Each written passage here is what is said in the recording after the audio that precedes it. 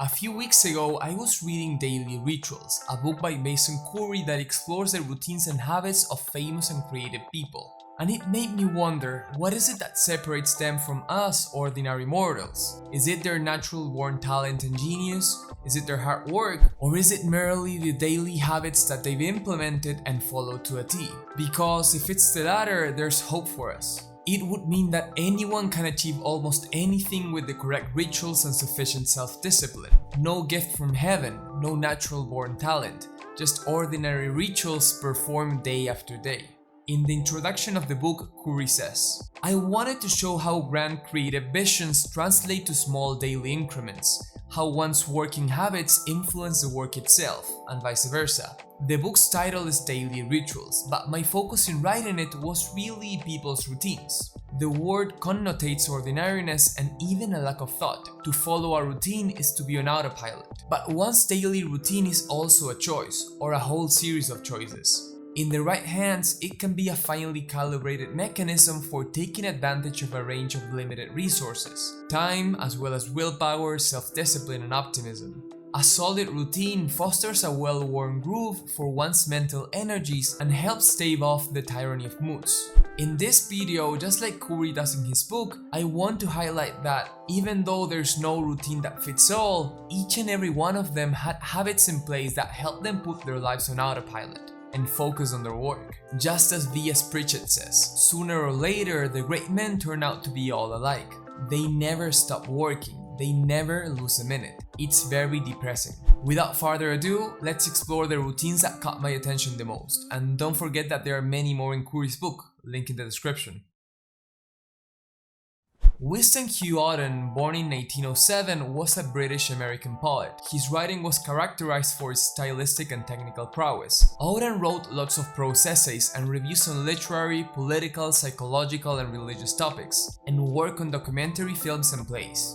In 1958, he wrote, "Routine in an intelligent man is a sign of ambition." He was a person obsessed with time and punctuality, and everything in his life was timed exactly, eating, writing, and even having fun. In his words, "A modern Stoic knows that the surest way to discipline passion is to discipline time. Decide what you want or ought to do during the day, then always do it at exactly the same moment every day, and passion will give you no trouble." He woke up at 6 a.m., made a cup of coffee, and began working shortly thereafter. He was the most productive between 7 and 11:30 a.m. He usually worked after lunch until 6:30 p.m. when cocktail hour began. The poet went to bed pretty early, before 11 p.m.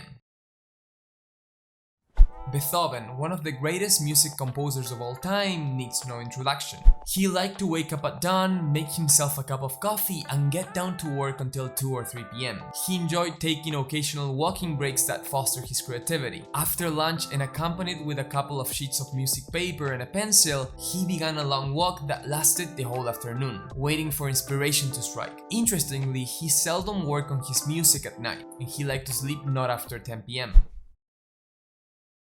Benjamin Franklin was one of the most influential people in the history of the United States and probably the world. He's known for being one of the founding fathers of the American country, responsible for uniting the 13 colonies, winning the independence war against Great Britain, and participating in the development of the Constitution. But saving his country was not the only thing that he did. In addition to being a revolutionary politician, he was also a writer, a philosopher, a scientist, an inventor, a humorist, and even a diplomat. In the area of science, he developed theories to explain the behavior of electricity, and as an inventor, he's credited for the lightning rod, the Franklin stove, and bifocal lenses. Franklin is also famous for his discipline and daily routine, which you've probably seen 1,000 times by now. He also created a personal development plan with the aim of implementing one virtue per week: temperance, cleanliness, moderation, and so on. But weirdly, he struggled a lot with the other one: let all things have their place, let each part of your business have its time. This is one of my personal favorites. In his lifetime, Anthony Trollope produced 47 novels and 16 other books. He says, It was my practice to be at my table every morning at 5:30 am. It was also my practice to allow myself no mercy.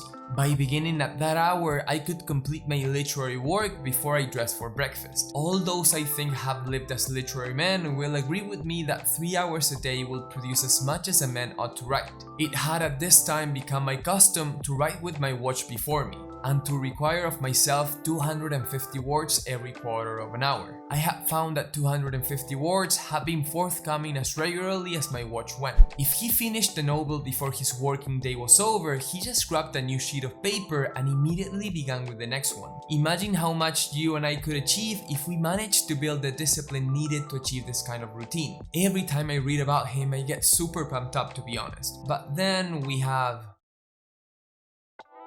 Dmitry Shostakovich was a Russian composer and pianist. He is regarded as one of the most important composers of the 20th century, and his work was characterized by special harmonic language. You might expect that he woke up early in the morning, made a cup of coffee, and began to work, but this was not the case. In Curie's words, Shostakovich's contemporaries do not recall seeing him working, at least not in the traditional sense. The Russian composer was able to conceptualize a new work entirely in his head, and then write it down with extreme rapidity. If uninterrupted, he could average 20 to 30 pages of score a day, making virtually no corrections as he went. I always found it amazing that he never needed to try things out on the piano, his younger sister recalled. He just sat down, wrote out whatever he heard in his head, and then played it through completion on the piano. But this feat was apparently preceded by hours or days of mental composition, during which he appeared to be a man of great inner tensions. For me, it's just extraordinary that someone can compose music in his head. Of course, these stories make us think that some of us are just gifted, but I bet that the hours that this pianist invested playing and composing before being able to do this were insane. I've learned that nothing comes for free, and every time I see a legend like this one, I'm 100% sure that they work harder than almost anybody else.